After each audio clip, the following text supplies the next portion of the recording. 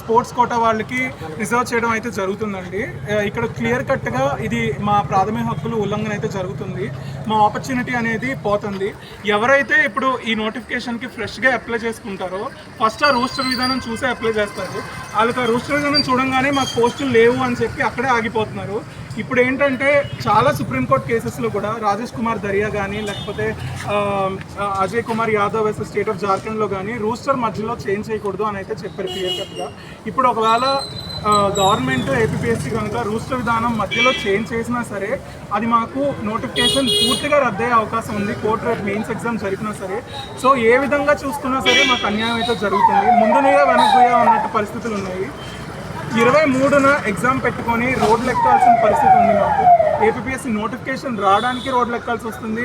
Notification సరిగ్గా conduct చేయమని కూడా మేము రోడ్లకు ఎక్కాల్సి వస్తుంది. ఇది చాలా ఆస్పిరెంట్స్ పట్ల నిజంగా మేమైతే ఒక దురదృష్టకరమైన పరిణామం అని మేము చెప్పుకుంటున్నాము. ఈ విషయాన్ని గవర్నమెంట్ సత్వరం పరిష్కరించి రూస్టర్ విధానం కండక్ట్ చేసి ఏ కోర్టు కేసెస్ ఏ లీగల్ కేసెస్ ఇంప్లికేషన్ లేకోకుండా గ్రూప్ 2 విద్యార్థులకి అయితే న్యాయం చేయాలని ఉంది. ఇది ఒక గ్రూప్ 2 విషయంలోనే కాదండి, గ్రూప్ 1 విషయంలో డిప్యూటీ డిఓ నోటిఫికేషన్లో ఫారెస్ట్ రిజర్వ్ ఆఫీసర్ నోటిఫికేషన్లో కూడా ప్రతి నోటిఫికేషన్లో రూస్టర్ విధానం అయితే తప్పుగా ఇస్తుంది.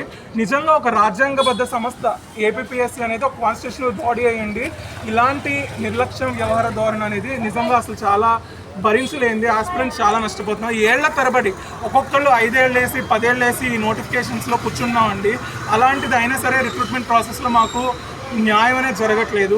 మళ్ళీ ఇప్పుడు 5 ఏళ్ల తర్వాత వచ్చింది నోటిఫికేషను, మళ్ళీ 2 ఏళ్ళ తర్వాత మెయిన్స్ రాస్తున్నాము. 7 ఏళ్ళు అయింది. పూర్తిగా రిజల్ట్ వచ్చి మాకు ఉద్యోగం చేతిలోకి వచ్చేసరికి ఎన్నేళ్ళు పడుతుంది.